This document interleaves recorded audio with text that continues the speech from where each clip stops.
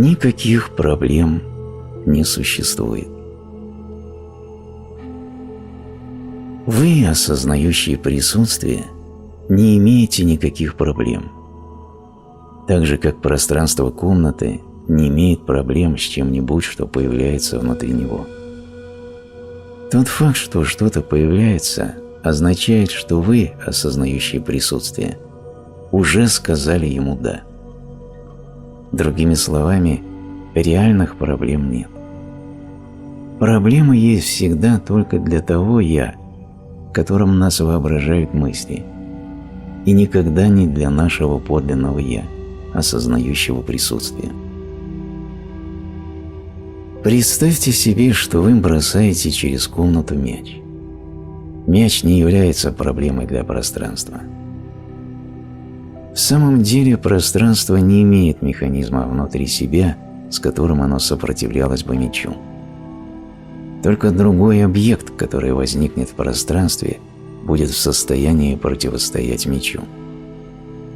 Отдельный «я» такой же.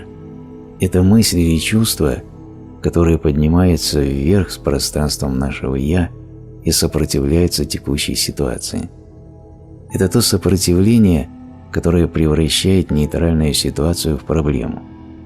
Это сопротивление превращает наше «я» в отдельное существо и мир в проблему.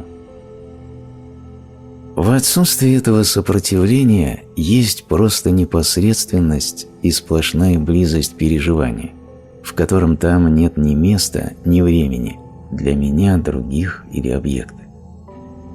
Чистое испытывание не состоит из частей, самостей, объектов или других, борющихся друг с другом. Переживание сплошное и близкое. Есть только сплошная целостность. Проблема – это всегда одна мнимая часть или объект, борющийся с другим. Но в опыте нет реальных отдельных частей, самостей, объектов или других. Проблема всегда только для мысли, мысли, борющейся с мыслью, чувство сопротивления ситуации. Все эти мысли появляются в нашем «я», но не для «я». Даже сопротивляющиеся мысли или чувства не являются проблемой для нашего «я». Сопротивляющиеся мысли или чувства – это просто еще один мяч, пролетающий через пустое пространство. Сопротивляющиеся мысли или чувства, из которых сделано мнимое «я», есть проблемой только для мнимого «я».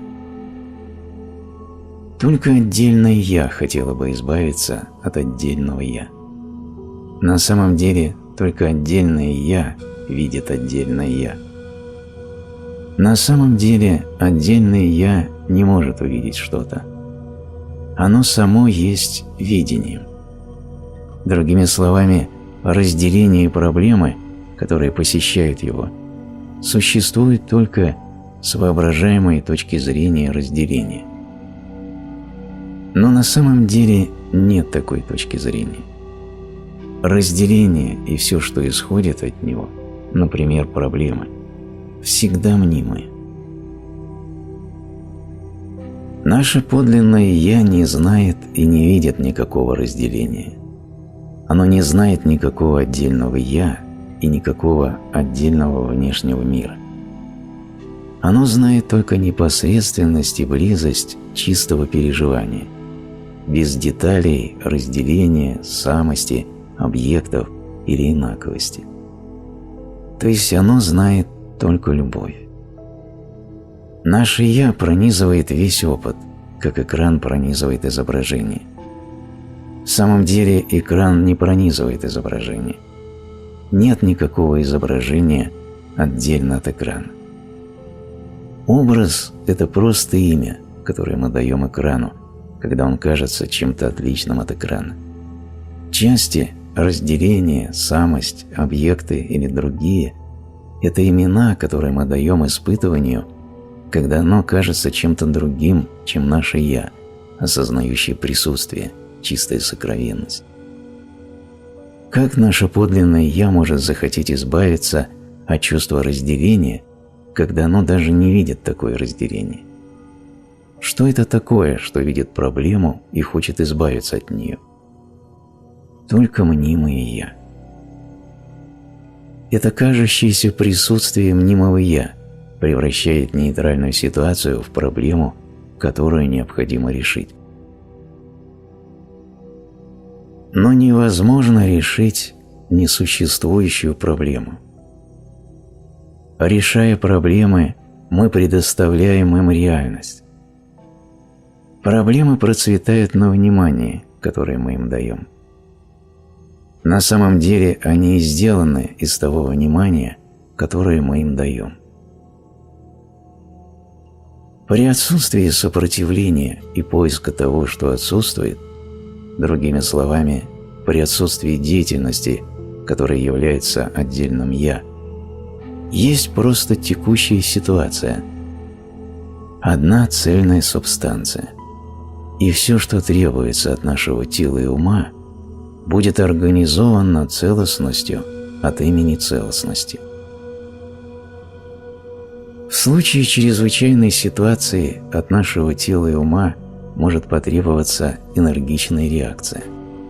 Однако мнимое «я» не будет присутствовать в этом ответе, который будет в результате свободным от искажающей призмы разделения, через которую так часто фильтруется опыт.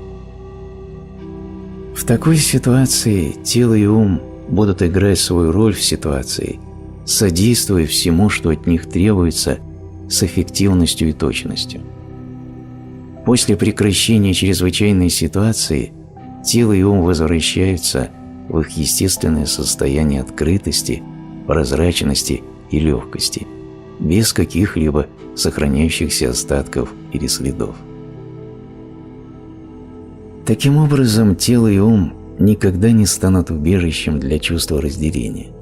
Их естественная чувствительность останется неизменной. Также и мир никогда не становится далеким, отдельным, инертным объектом. Он остается красочным, живым и близким, и наша деятельность всегда находится в соответствии с этим, потому что она исходит изнутри его и не перекрывается мнимой наружностью.